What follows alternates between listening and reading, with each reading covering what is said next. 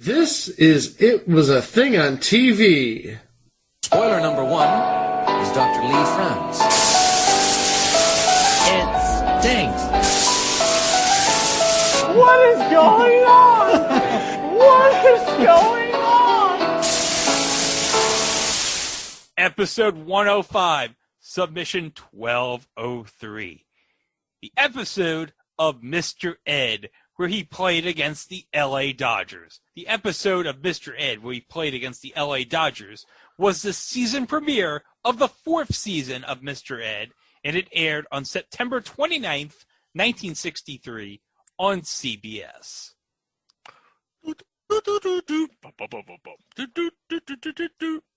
A horse is a horse, of course, Of course, no one can talk to Oh, a horse. of course. It is, of course, the list, of course. Mr. Ed! 8 o'clock, here's the big man. Well, we've already talked about Mr. Ed on this podcast. Yeah, of course, the famous Palomino who can talk to Wilbur Post, whoever Wilbur Post would be. Yeah, whoever was Alan Young or whoever that guy was in the Mr. Ed 2004 pilot. We don't talk about that pilot. Oh, that's right, I forgot. Sherman Hemsley made that pilot. No, we're not talking about that show. We're not talking about that version. We're talking about the OG version. Yeah. And we've mentioned we're going to talk about the series of Mr. Ed doing human things during the course of the show. And this is the first episode where we're going to talk about Mr. Ed doing human things. If I'm not mistaken, this isn't the first time that Mr. Ed was you look at him and think, that horse thinks he's people. Little do they know that Mr. Ed can do anything. Oh yes, Mr. Ed can't do anything. He can literally do anything. Of course, only Wilbur Post knows to the extent of what he can and can't do. And I guess if we're going to go to the story of all of this, we might as well go... Well, you already know the story about Mr. Ed. He's a Palomino who can talk, but he only talked to Wilbur Post. And everybody thought he was crazy for doing so. You know, for a horse, you'd think he would want to talk to everybody and say, hey, look at me, I'm a talking horse. Yeah, well, I guess not. No. But, again, and instead of moving out to the country like they did in 2004, Mr. Ed was brought to Los Angeles. Now, why would you bring a horse to Los Angeles? I don't know, good weather. Good weather, nice schools, all the hay you could eat. I don't know. Is there a lot of hay in Los Angeles? No, there is not. No. And the thing of it is, you know, we all accept the fact that Mr. Ed can talk as just one of those things. In fact, throughout the course of the series, his talking ability, or his ability to do other things, of which we will talk about on other episodes, is never quite explained. It is brought up in the first episode, and Mr. Ed only offers this, and this is the only time it's ever mentioned. Don't try, it's bigger than the both of us. Okay. You say Yeah. so, Ed. All right, and we're just supposed to accept that. See, in 2020, a horse, a talking horse, makes that comment, and you just look at him and say, okay, and we're supposed to accept this? 1963 was a much different time. Yeah, it really was. But, of course. So, we had the 4th season premiere of Mr. Ed in 1963. And this would be right around the time of the end of the regular season. So everyone's in the mood for World Series fever at this point. And what better way to have World Series fever than have an episode revolving around baseball? Oh, but yes. Yeah. But, of course, this being Mr. Ed, it couldn't just be any regular episode about baseball. It needs to be about the home team. He has to meet the Los Angeles Dodgers. And it turns out, because this is a synopsis of the episode, Ed is a really big Dodgers fan. Oh, yeah. Ed's got the hat. When we see him at the start of the episode, he's got portraits of all the Dodger players. He's got Dodger pennants. And he's watching the Dodger game with Vince Scully on the play-by-play. Vince Scully. Now, there's an American treasure. Don't be surprised if he comes up later on in this podcast, in the life of this podcast, because, yeah. So Ed is watching a Dodgers game. A Dodgers game against the Giants is the first game of their doubleheader at Candlestick Park. And he notices some weakness on the lineup. Yeah, he notices that Moose Gowan is having a problem when he's coming up to bat. He thinks he could give somebody some advice here. And he's just going over in his head who he can talk to about this sort of thing. And, well, do you want to just play the clip? Well, hold up. We're skipping over the fact that Ed's pissed that the Dodgers lost. So the first game of the doubleheader happens. The Dodgers lose.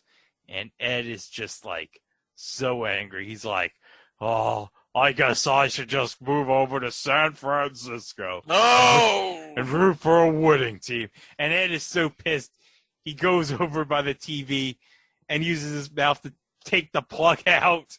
He's like, oh, I'm through. That is the 1960s version of Florida Man punching out his plasma screen TV after a Dolphins loss. Yeah, and then he's so angry, he, like, kicks the door in his barn and knocks some of the pictures over. And then Ed's like, yeah, that's where you belong, you bums. In the cellar. And then Wilbur comes out and is like, Ed, what's going on? And Mr. Ed's like, those bums should have stayed in Brooklyn. Whoa. That is harsh. Careful, man. Careful. Oh, my God. But Wilbur lets Ed know that he has tickets to the next 3 games of the Dodgers' upcoming homestand. And then Ed tries to show Wilbur what the Dodgers are doing wrong. If I could only give them a few tips before that second game starts. You? What does a horse know about baseball? I know. You played in the Pony League. Wilbur, there's a broom there by the door. Pick it up, will you? Okay. What's for? I want to show you what they're doing wrong.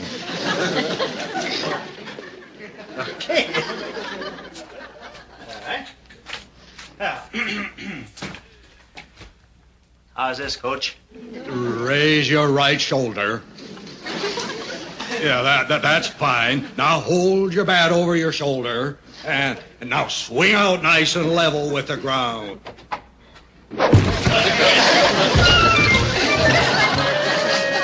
But, here's the problem, though, Chico. Tell me what the problem is, Greg. Wilbur's wife booked a trip to Palm Springs. Oh. So there's a dilemma here. Wilbur's wife has booked a trip to Palm Springs, but Wilbur has tickets to the Dodgers' next homestand. Oh, vacation in Palm Springs? Dodger game. What's a horse owner to do? But Ed's thinking, there has to be a way I can let someone at the Dodgers know about what's going wrong, and I can try to fix the problem. So what does Ed do? What does Ed do? Ed uses his mouth to get the phone and asks the operator to contact Candlestick Park for the second game of the doubleheader. They lose the first game. The second game hasn't happened yet. Yeah.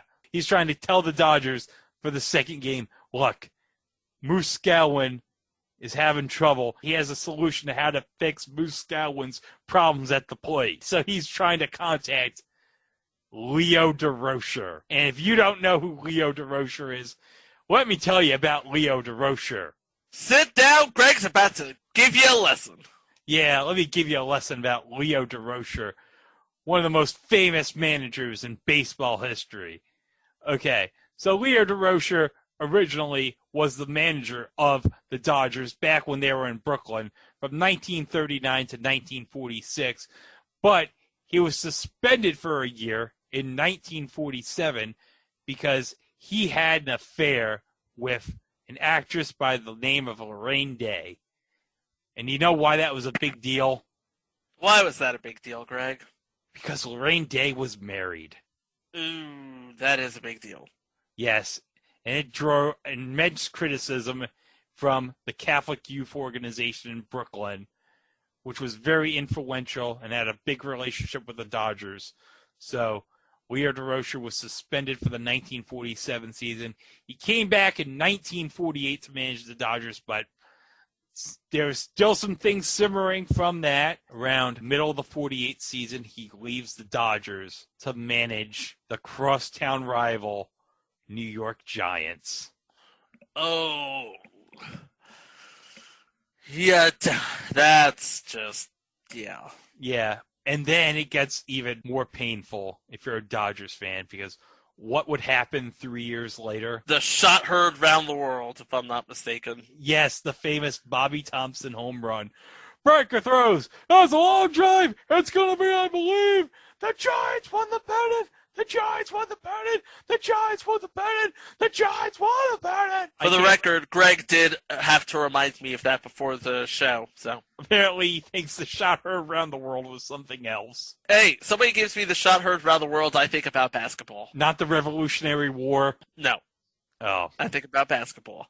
All right.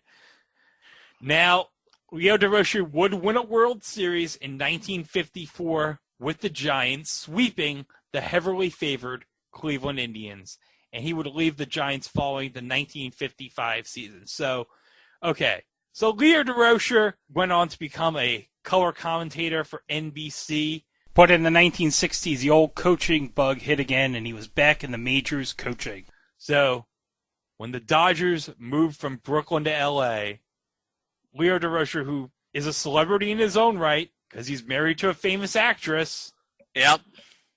So what happens? They make him the assistant coach. Because remember, at the time, Walter Alston was the manager of the Dodgers around this time.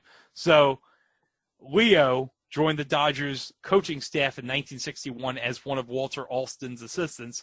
And obviously, a big boost if you're trying to sell tickets in Los Angeles, with Dodger Stadium about to come into the league in 1962.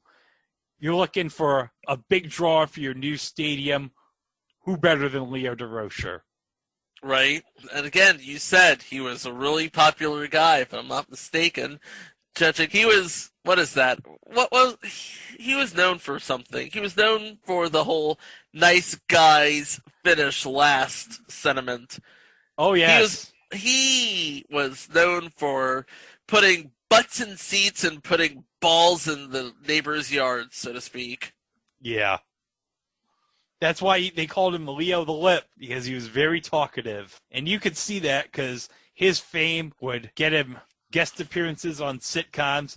He appeared on The Munsters in an episode in 1965 where he believes that, oh my God, this could be an entry of itself, because I'm reading the title of this. I'm getting the list out. Oh, Durocher believes Herman is the next Mickey Mantle when he sees the towering Munster hit long home runs. Okay, that would be... got it. Okay. And of course, he would, in that same year, in 1963, back in April, Leo appeared in the episode of the Beverly Hillbillies where he played golf with Jed Clampett and Jethro Bodine and tries to sign Jethro to a baseball contract after discovering Jethro has a strong pitching arm. Because, of course, he does. Jethro has an arm on him. You should sign him. Yeah, put him in that rotation with Sandy Koufax and Don Drysdale. Yeah, the jokes write themselves, ladies and gentlemen. Okay, so let's get back to the episode. Mr. Ed gets on the phone in the dugout as Moose Scowen picks up the phone and asks Leo, hey, there's a call on the phone. It's for you. And Leo Durocher says, oh, don't tell me I got traded to the Mets. Because remember, folks, 1963, the Mets would have just come into the league at this point. And they were known back then, not exactly winning. They wouldn't actually start to get good until, like, Tom Seaver joined.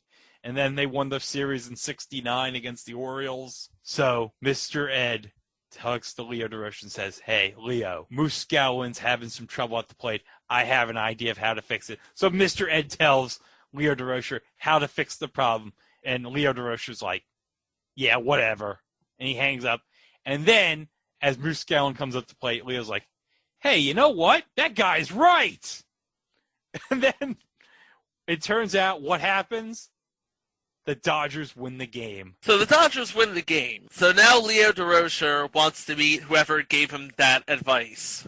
Yes. So here's the thing. Mr. Ed called pretending to be Wilbur. Leo Durocher calls the house and talks to Wilbur and is like, hey, wait a minute. Your voice sounds very different from when I talked to you. Good morning, Ed. Yeah, good morning. It's always a good morning after my Dodgers win.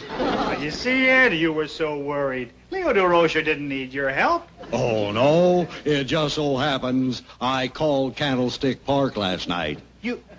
I don't believe it. Wait till you get your phone bill. Leave the phone alone. Hello? This is Leo Durocher. Is this Mr. Post? Yes, this is me. Your voice sounded different last night. Deeper. Oh, well, that's because I was calling you from my living room. It's a sunken living room. Sunken living room? Well, I wanted to, we just arrived in L.A., and I wanted to thank you for that tip you gave me about Moose Scowlin. It won the game for us. Well, you don't have to thank me. I just did what any other American would do. Oh, are you a ball player, Mr. Post? Are you a coach? No. I'm an architect. An architect? Well, how did you spot what the Moose was doing wrong? Well, as an architect, I have an eye for angles and curves. You see, I figured that Moose would get more leverage if he met the ball on a declining arc. That's the principle of Archimedes. Archimedes? What team is he playing with? Archimedes was a Greek mathematician. Oh, sure. Any school kid knows that. So Leo Durocher invites Wilbur to the game and says, hey, Wilbur, you can go to watch BP and you can help give advice. It's like, okay, but here's the problem, though. But remember, Wilbur and his wife booked a trip to Palm Springs. And that's on the same day as the game that Leo Durocher invites Wilbur to. Yes, but, Mr. Ed has figured out a way to get around this. As he does, because it's Mr. Ed. So he goes on the phone, tells Wilbur's wife, it's raining in Palm Springs. It's raining in Palm Springs. You shouldn't go to Palm Springs.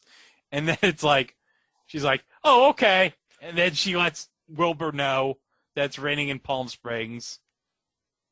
And so Wilbur's like, oh, it's raining in Palm Springs. I guess I can go to the game now. And so Wilbur lets Mr. Ed know, hey, it's raining in Palm Springs. And Mr. Ed's like, oh, really? Wink, wink. I'm trying to figure this out because if I'm not mistaken, Palm Springs is just a couple hours out from Los Angeles. So if it was raining in Palm Springs, it would be raining in Los Angeles to an extent. Yeah. You'd think so. You would think, yeah. That's it. People will believe anything Mr. Ed tells them. Oh, yeah. People will believe it. Except he can only talk to Wilbur, so. Yeah. So, remember, Mr. Ed said to Wilbur's wife on the phone that it was the worst flash flood in history in Palm Springs. Worst flash flood in history. And Wilbur's like, how'd you know that? Call it intuition. So Wilbur and Mr. Ed go over their plan at the game. So Wilbur's going to bring Mr. Ed with him to the Dodger game. He's going to bring Mr. Ed to because obviously Mr. Ed had, because by this moment, Mr. Ed would have explained to Wilbur, yeah, it was me, so. Yeah. So what their plan is, they're going to communicate with each other through sign language. And Mr. Ed's going to give Wilbur advice to tell the Leo Durocher how to fix the Dodger players.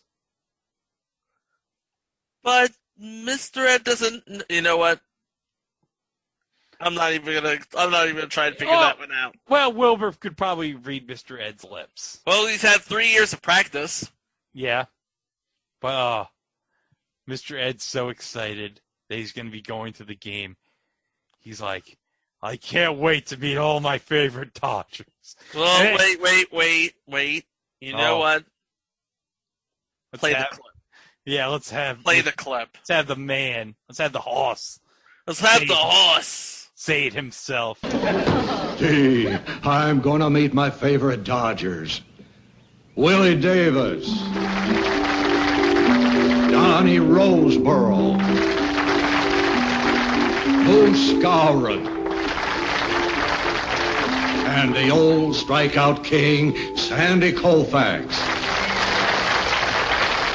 Gee, Ed, you're a lucky horse. Let's go, Wilbur. Okay, Chico, here's the biggest issue I have with this scene.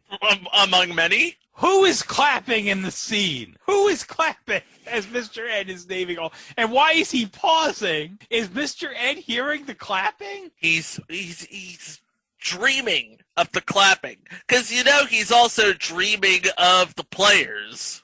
Oh, yeah. He can't wait to meet Willie Davis, Johnny Roseboro, Moose Skowron, and, of course, the old strikeout king. The old strikeout king, Sandy Koufax. And then he looks in the mirror and says, oh, gee, Ed, you're such a lucky horse. Okay, so we're at Dodger Stadium. Leo Durocher's giving his players what for, because the sun was in his eyes. Yeah, he's telling Willie Davis to take batting practice if the sun's in your eyes. Because last night you said it was the moon. And Leo Durocher finally meets Wilbur and Mr. Ed. And Wilbur, he wants the horse to stay. Yeah, obviously. Because I have a question. Now, I know this is 1963. And I know we haven't established that security at ballparks is the best thing in the world. No. Well, again, just remember, it wasn't as recently as 1984. This wasn't an issue.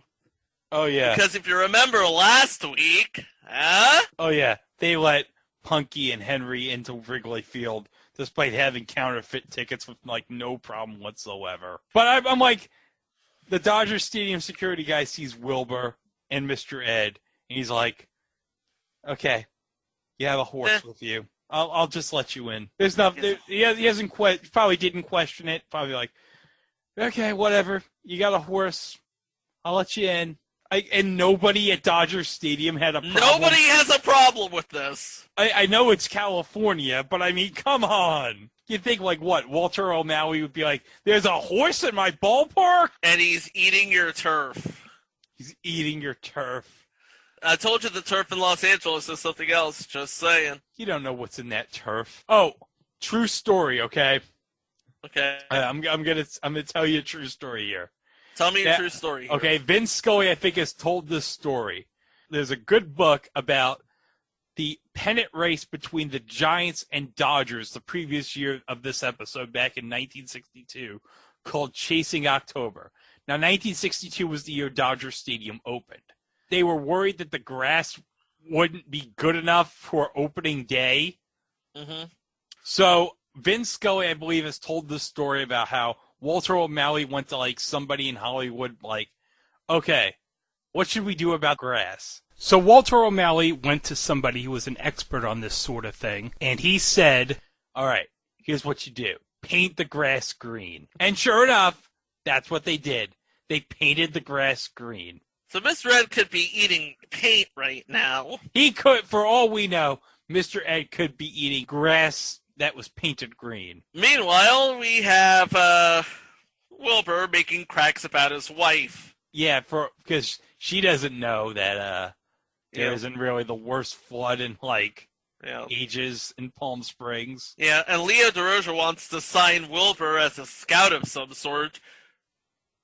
And Mr. Ed's getting kind of tired of being overlooked for his genius. Yeah, they're just like, what's this horse doing here? who cares? We just want to talk to Wilbur because he knows all the secrets.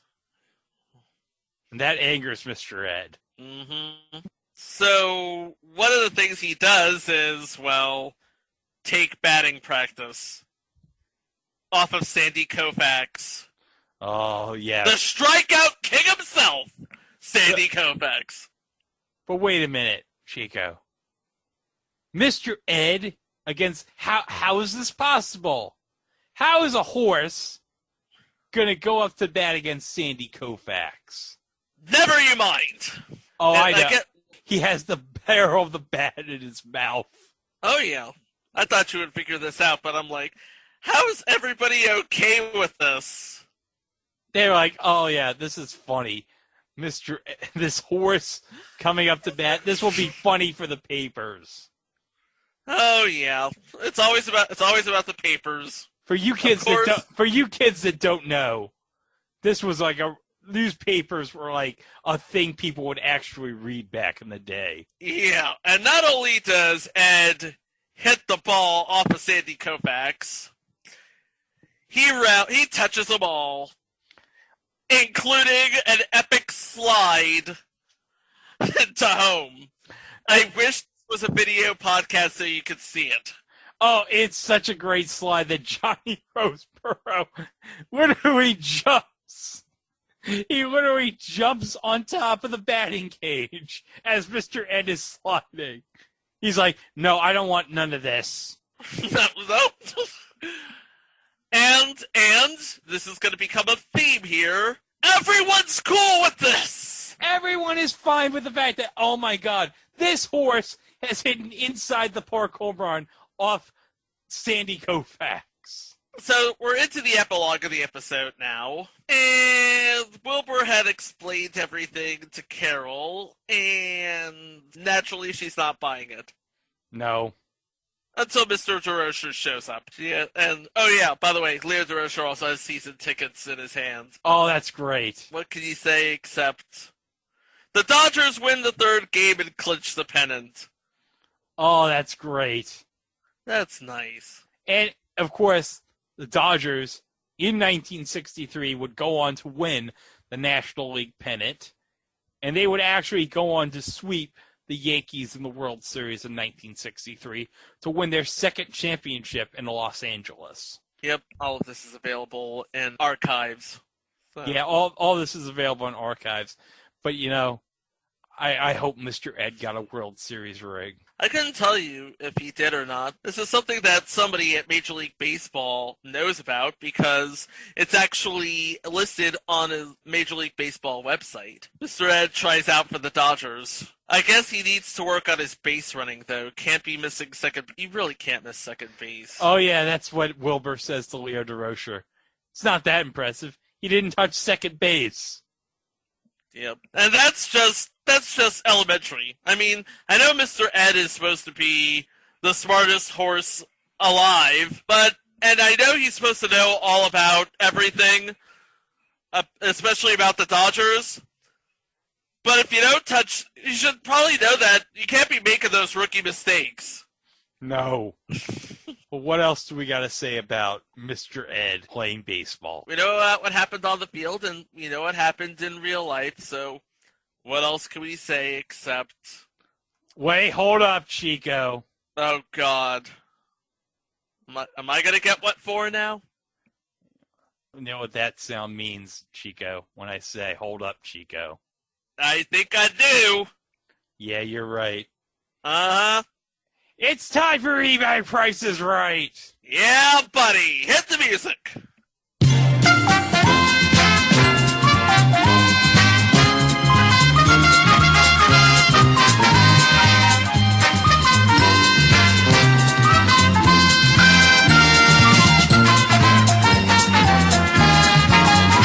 Okay, so you are bidding on a World Series program, and this is from 1963, and the item description is 1963 World Series Game 3 program, Dodgers, Don Drysdale 3-hit shutout win, scored.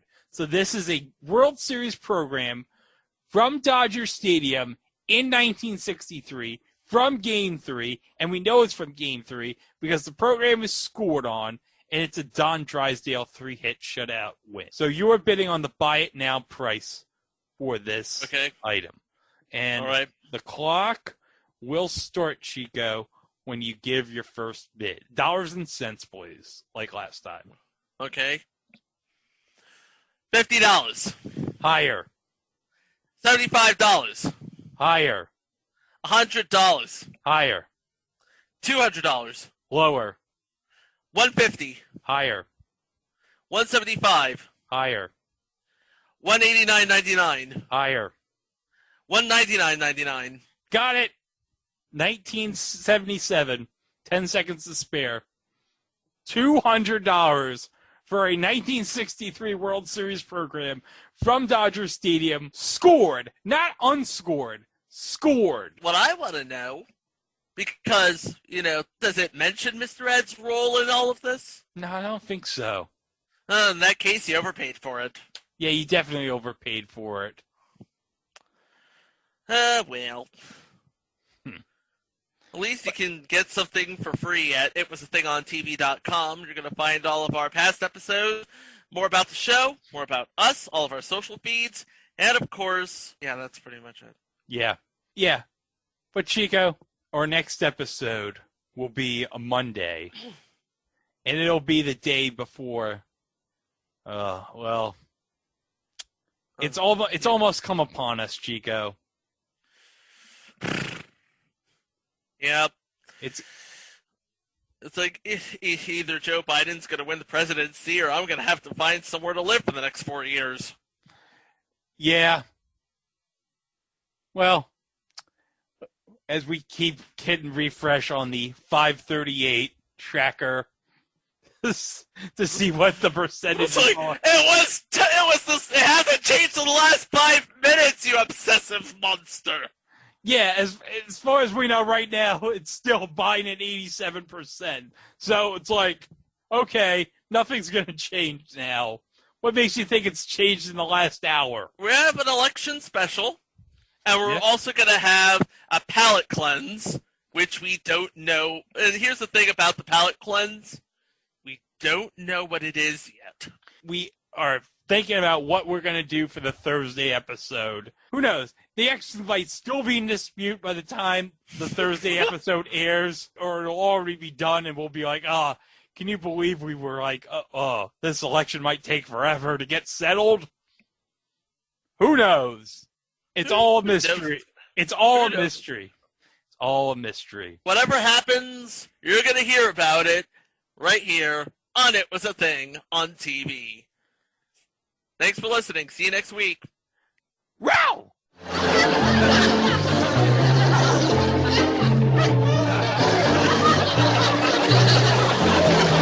Slide in! Slide!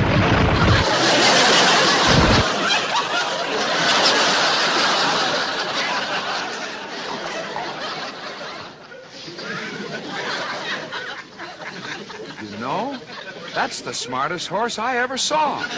Well, he's not so smart. He forgot to touch second base.